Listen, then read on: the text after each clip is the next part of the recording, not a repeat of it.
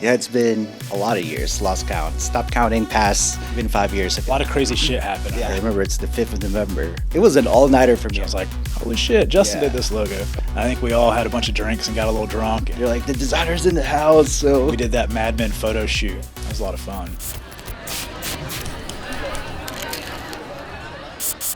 Hey, what's up, everyone? Welcome back to Spectruss Speakeasy Podcast. Today, I've got Justin Aragon, our creative director, here with us. My name's Sam Silvey. I'm the owner of Spectruss, and we've been talking about lucky number 13. Obviously, number 13 is not traditionally lucky, so we're going to be like, screw number 13. We're going to make this lucky. This is our 13th year in business, officially, and last podcast, we kind of talked some about initial starting years, me sleeping on a futon in the office, that sort of thing, and got to the point of like Silvey development creation.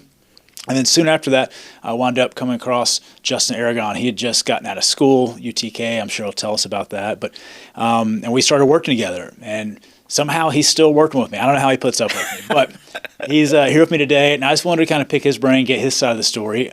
He's been our creative director since basically day one, designing all of our websites, branding, logo, all of it. So yeah, welcome, Justin. Good to be here. Yeah, it's been a lot of years. Lost count. Stopped counting past even 5 years. I feel like that's a milestone already. So for sure. Yeah, but we've done a lot of projects and a lot of things have happened. All those decade and more now. For sure. So, a lot of crazy shit happened. Yeah. I dive into some of the, like, it's been long enough now. Like, now we can kind of talk about them. And I think either maybe the people that were involved are either dead or they moved away or they just forgotten, who knows. But, I mean, what year was it? Like, was it 2014, 13? I think it's 13. I remember this vividly because it was, well, before that, before I officially started, I think I was just kind of chilling. It's been 5 years of school. And I really just wanted to take a year off. Like I told my parents, I am not really going to really work. I want to just live my life. I was still young. I think college takes a lot of years out of you just, studying. And I needed that break. And I think that's healthy. That was even before mental breaks were a thing. So Right. I just needed that for myself. But finally I was hitting that 1 year mark. Like I probably need to start working. But I was kind of doing freelance a little bit here and there.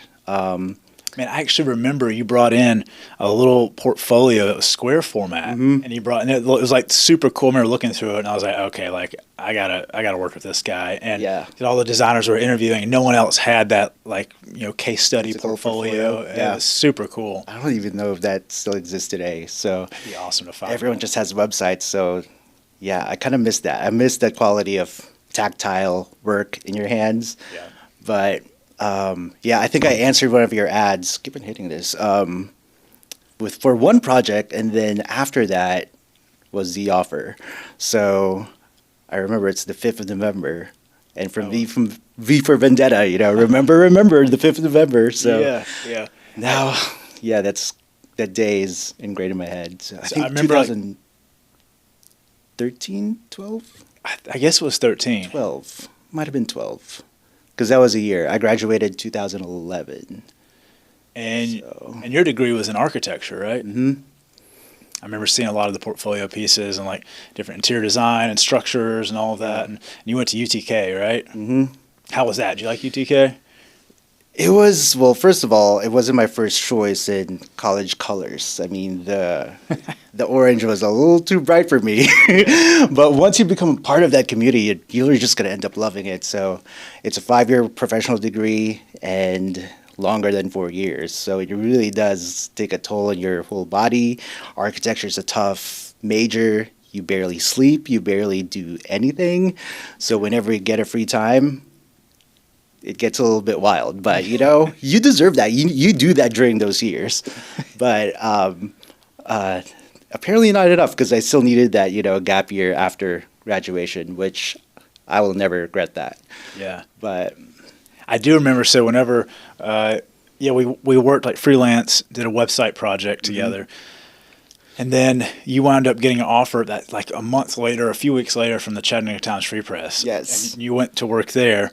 And then at the time, I just started working with Hugh Huffaker. He was working some with me. I don't think we'd rebranded yet for a little.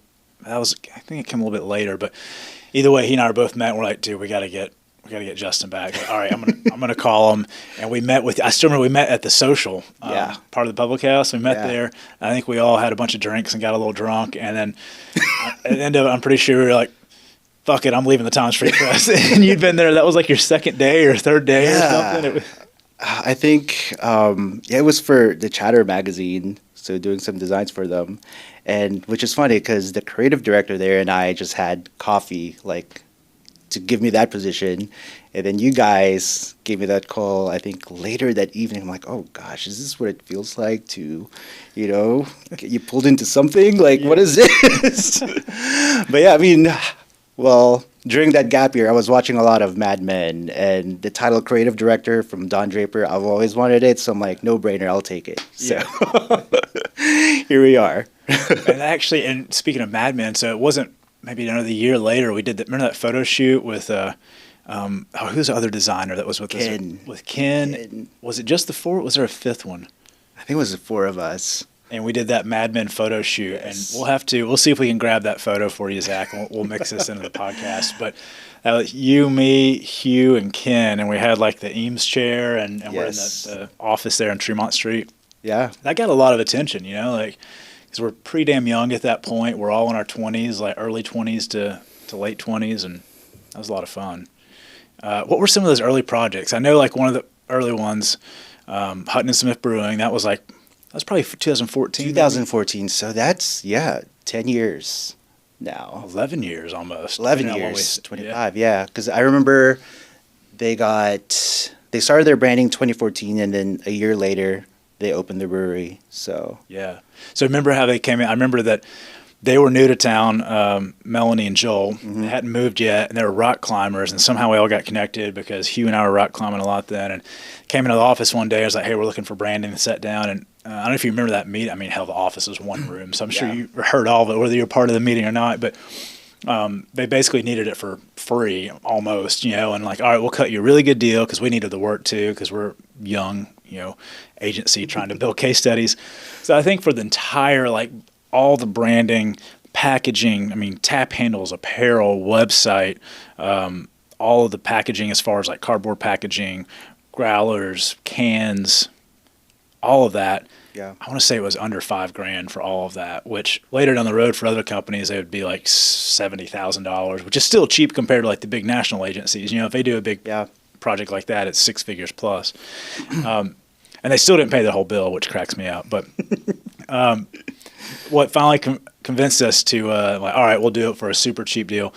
They brought in that, you remember what beer? I can't remember which beer it was. Was it a growler involved? Yeah, was it Promenade or maybe it was Igneous IPA? But they brought one of them in. He was like, here, just try this, see what you think. I was like, damn, that's a really good beer. Yeah, I think one of the darker, heavier ones. Maybe so. Not sure, but anyway, it's delicious. I'm glad we did because I think we were all like, okay, these guys are gonna like make it. They're gonna stick around. And now you see them on all the shelves around here, and are a pretty good radius from Chattanooga. I'm not sure how far, but that was a fun one. Even though they still owe us money. Melanie, Joel, if you're listening, you can still pay the rest of your tab. What other ones stick out? I feel like it was the Wild West back then. Like, it was kind of Mad Men days mixed with like Wolf of Wall Street wannabes. And I think your connection with the outdoor community, we did a lot of that type of projects. High Point climbing was one of them. Yeah. So like in the beginning stages when they were building, I think the Huntsville, there's one in Alabama, I think. Yeah, even the Chattanooga one, like we started with them then because we John Weigel got his logo done. I think it was on Fiverr, and he was like, "All right, we got that." Yeah, but then we did the rest of it for him. We did like the T-shirts and the website and all that stuff, all the photography, and they started a coffee shop. Have you seen Trailhead Coffee? It's right beside High Point. It's really good. And one of our clients later down the road, remember Bread and Butter? He did the logo. Yes. He supplied the breakfast sandwiches for them. Oh, cool. They're really damn good. It's worth stopping in there to try them. Yeah, that's super local. Yeah. To the core. It's kind of amazing, like, going around Chattanooga, like, how many brands I see that, like, you've designed them. And I'm like Bread and Butter, whenever I got their sandwich, I was like, holy shit, Justin did this logo. Oh, it's kind of an out-of-body experience. I don't know, like, sometimes when you're proud of something, you can't just go up and people and be like, hey, I designed your T-shirt. Right. Like, I remember in the beginning, like, I mean, I was still young in my 20s, when you see your work, you're like, I did that. So yeah, I've been seeing people wearing the shirts, even Southside Social. Yeah. You know, That was a lot of those T-shirts were going around the city. Yeah. High Point T-shirts that we did, definitely Hutton Smith. Until this day, you know, when there's a Hutton Smith, I'm in at a party. They're like, the designer's in the house. So I'm like, okay, that was like 10 years ago. Yeah. But I mean, it's still flattering, you know, that people still associate that brand to us. And For sure. It's, I, even though I'm not designing it, I guess, but it's part of the company that we're all part of, like, I take pride in it too. I'm like, hell yeah, it's fun that they trust us with that one. And then even like sitting in, my office there looking over and kind of see the interstate, probably once every 2 weeks I see a Fowler Brothers moving truck go down the road, and it's like I notice it. I'm like, that looks good. That's a good looking truck. It's all wrapped in your branding and their branding that you did for them. It's funny how like so many other businesses that we do work for, how many landscaping crews, I mean, landscaping actually does have an art side to it. That's probably a bad example, but how many plumbing crews are like, I plumb that house? Like it's an important part. Don't get me wrong. I'm not being degrading to plumbers at all. Like it's something that's integral to people. Got to take a shit. They need to go somewhere. They need water. Like plumbing has to work.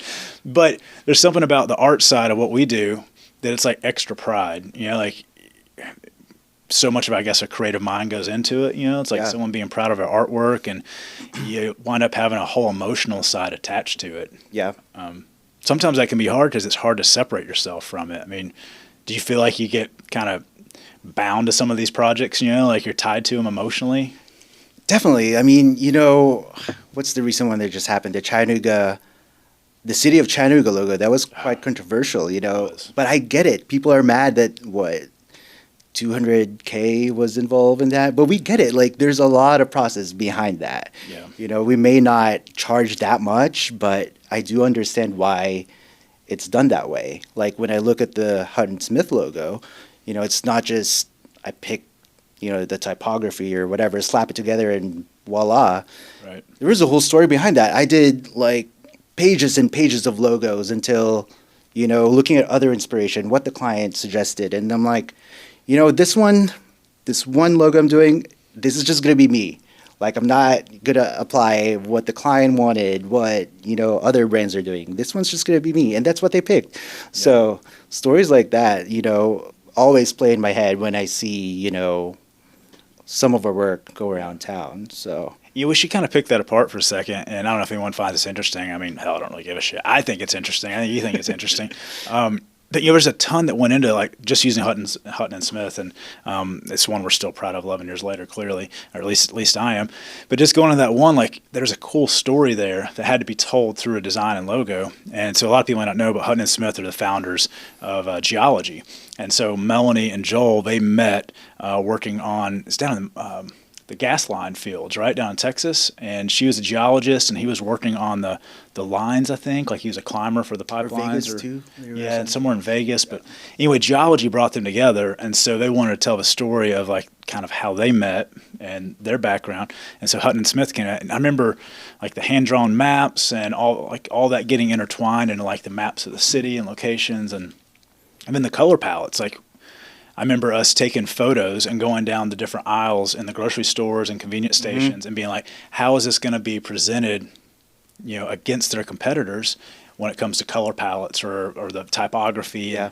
And, still to this day, I feel like if you go down through the aisle, it stands out, because if you have the Ignis IPA and the Promenade and all of them, you get these like yellows and purples and reds. And yeah, the solid colors really do stand out. I think that was the beginning of kind of rethinking what, a beer label is, because usually it's super busy, heavy graphics, like, but yeah, that was a start of a trend around that time. And then now there's a lot of those that are just kind of like solid color. Yeah. People view negative space in the shelf as like, we need to fill that in, but sometimes you don't. Right. Like you're taking up space because you're, have that solid color there that, kind of just plaster around a sea of business, So yeah. I think we were very successful with, giving them that space in the shelf. For sure. And it still stands out to this day. And, but it's neat because there's like a more physical, logical side of like how it visually looks against like the busyness. Because as you kind of mentioned, like the rest of those bottles and cans feel, most of them feel very busy to me, especially when you get into like the, Colorado IPAs and all these, like clearly they look like they smoke a lot of weed, need a lot of mushrooms, which I'm not harping on, but there's just like busy shit everywhere. Yeah. And then when you get these solid colors and you get them all grouped together, it's almost like they own that real estate there. It makes their brand larger. So you have that part, it's kind of physical aspect of it. But then on the storytelling side, you have this great story of like the founders, and it really built this brand all the way through to where people could resonate with it. They could go into their tasting room and be like, oh, this is Joel and Melanie, and this is their background. And as opposed to when they're trying to position themselves against a competitor, and it's like, oh, this is owned by InBev. It's like, all right, cool. No one knows who that is. They don't know anyone from there. But then again, as a designer, I'm like looking at the other labels. I'm like, did I do enough? Did I illustrate enough? Is this solid red color block enough? Like it is. There's a thing called minimalism and simplicity, and that's really all you need. And people love it. They're still using that same label to this day. So yeah. We had another one, and it's always hard to talk about because I'm not going to say this is necessarily a loss or, not really a loss, but from Hutton and Smith, and like all of our case studies, it helps us get more clients, right? Especially the really successful ones.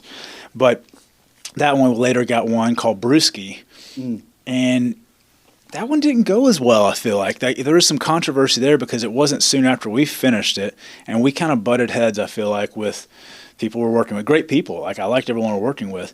But they had other, like, third-party consultants involved, and there was a lot of chefs in the kitchen, and I think they were wanting kind of the Hutton and Smith feel.